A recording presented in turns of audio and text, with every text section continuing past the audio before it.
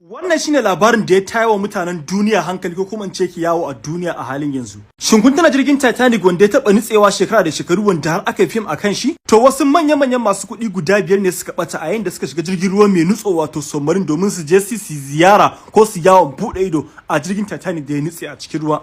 Babban abin tashin hankalin yanzu shine jirgin nasu ya nutse an neme shi a rasa kuma yanzu bai fi awa shida ya rage musu ba oxygen din su ya kare. Wani abin tashin hankalin shine shi wannan submarine din dan karamin jirgin ruwan ba a bude shi ta ciki sai dai ta waje. Sannan kuma bugu da ƙari a cikin wannan submarine din babu abinci, babu abin sha. Sun yi tafiya ranar Lahadi da nufin su tafiyar awa biyu su je kasan kogi idan suka ga jirgin Titanic suka dauki hotunan suka ziyara suka yawon bude sai su dawo sama awa biyu. To yau har ranar Laraba gobe Alhamis shi rana ta ƙarshe da idan har ba a gansu ba sai dai su mutu. Shi wannan submarine din fa da controller din game handle din game ake controlling din shi sai kuma makasaya a cikin wannan abu. To basu ci abinci ba ta yaya za su yi kashi.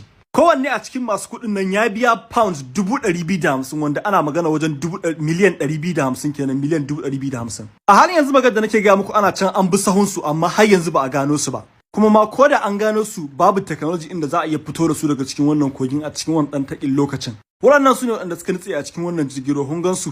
Wancan shine babban mai kuɗi ne a UK wannan kuma mai kuɗi ne a Pakistan kaza da kazan su. Yanzu dai babu labarin cewa an gano su kuma babu ci babu sha yanzu kuma awanni shida ya rige musu su margaya sala. Amma da kada ku yi nisa sabon bayani yana nan yana fitowa iya fitowa zan zo sanar da ku. Allah sa mu dace.